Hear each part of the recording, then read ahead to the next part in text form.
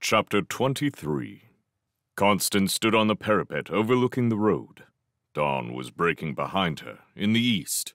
However, more important things troubled the Badger's mind.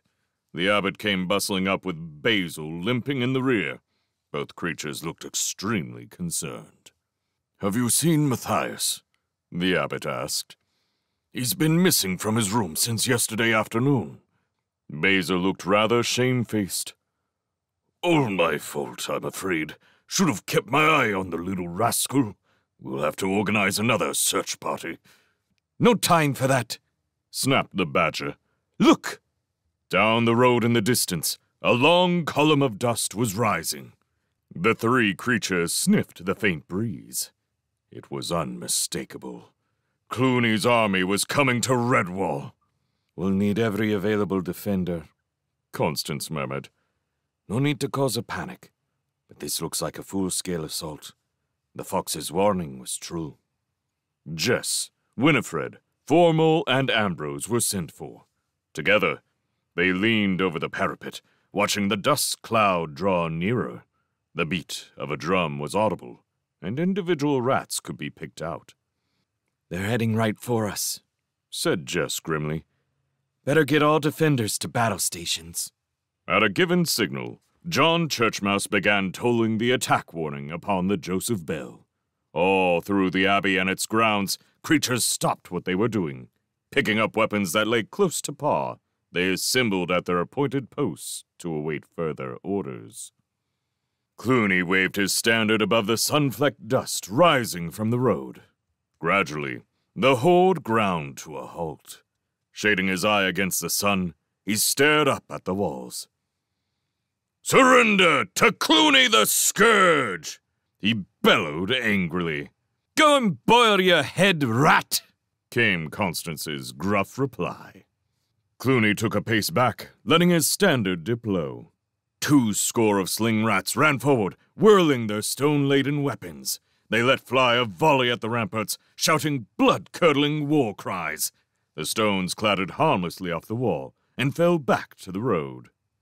Cluny cursed inwardly. For all his show of force and arrogance, he had made a strategical error. The sun was in his army's eyes. The defenders had the advantage. This soon became clear when a platoon of otters on the ramparts unloosed a rattling fusillade of heavy pebbles. Pandemonium broke out in the vanguard of Cluny's horde, with cries of agony as the pebbles found their marks. One stone actually struck Cluny's helmet. "Back to the ditch and the meadow! Stay out of their range!" Cluny did his best to keep his voice even. As the army retreated to safety, he was the last to go, willing himself to walk slowly, as if that were the way he had planned it. 4 rats lay dead near the wall, and Kilconey's drum stood unattended in the road. Basil's stag hair sniffed dryly. "Not a very well organized initial sortie for the invincible horde. Our chaps took the wind out of their sails, what?" "Hey, they do have to wait till sun moves round," commented Formal. "But we don't," cried Jess. "Bring the archers! Keep the slings going! Give that mob in the ditch something to think about!" Out in the safety of the meadow, Kilconey attempted to soothe Cluny's ego. "Ah, what a sly old move of yours, sir, lulling them into a false sense of security. Make them think they're winning. That's the game." Unexpectedly, Kilconey received his reward for flattery at the wrong time. A thwack over his head from the standard. "Shut your mouth, ferret," Cluny said sourly. "Get me some sort of a command post rigged up here. Cheese thief, where are the gangs with that battering ram?" "Coming up right away, Chief," called Cheese Thief as he trotted off to find where the ram carriers had got to. It was not long before the tiny harvest mouse archers were bending their bows, sending small pointed shafts darting into the ditch. These, supplemented by the stouter arrows of the field mice and the otter slingers, caused many wounds and great discomfort to the would-be attackers, pinning a good number of them down. Morale was low, because Cluny had ordered no retaliation until after midday. Jess Squirrel rappelled swiftly down to the road on a rope. Looping the rope's end around the old water butt that had been the ferret's drum, she sprang inside, calling up to the parapet. "Haul away, Constance!" The barrel fairly flew up under the badger's strong paws. Jess was quite pleased with herself. She had plans for the drum to beat the rats. Basil Staghair strode the parapet with a swagger stick tucked beneath his arm. He dodged around the squirrel who was rolling the barrel along. Retaining the dignity befitting his rank, Basil kept up a constant stream of orders. Fire at will, you mouse types! Orders, pick out your targets. Any moles here? Report to 4 mole down in the grounds right away. The hare had cast off his leg bandage. Now that he was back in active service, the honorable war wound was completely forgotten. Meanwhile, back at the meadow, Cluny sat brooding under a makeshift tent. At least the ferret was good for something. Cheese Thief came hurrying up, urging on the contingent of battering ram carriers.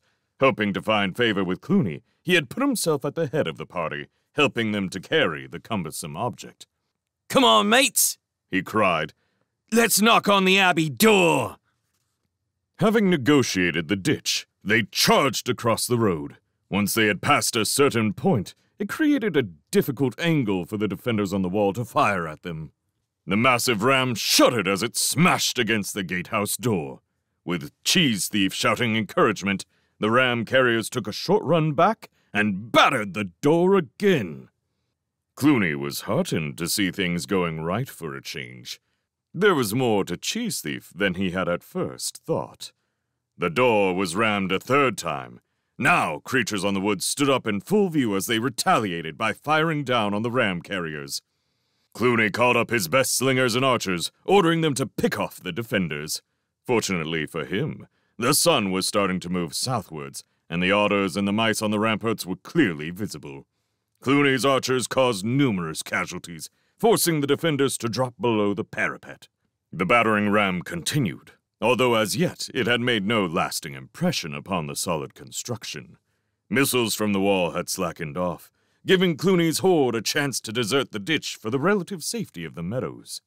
Cluny appeared well satisfied for the moment. He called Kill Coney to his side. This is more like it, ferret. Right. Get the tunnel gangs. Gather your weasels, stoats, and ferrets. Take them back along the ditch to the southeast corner of the abbey wall. When it is dark, I'll send you a signal.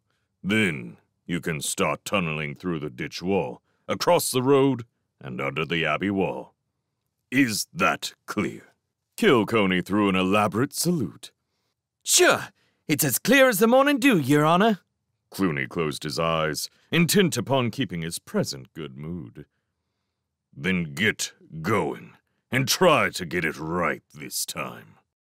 The battle continued sporadically all day and into the evening. The ram carriers kept up their attack, but somehow the great door withstood them. When the last vestiges of twilight were gone, Constance called the captains together. They squatted beneath the parapet in darkness as the badger outlined the situation. "Listen, we're all right for the moment, but sooner or later, something will have to be done about the battering ram. Has anyone got a good idea? I'm open to sensible suggestions." Below them, the ram had kept up its remorseless battering. Ambrose Spike had reported some minor splintering at the top inside edges of the door, but the shoring of earthworks was holding out. Formal had assured them that any attempted tunneling would take at least a few days before signs showed. Meanwhile, he and his moles were carefully monitoring the earth in the abbey grounds.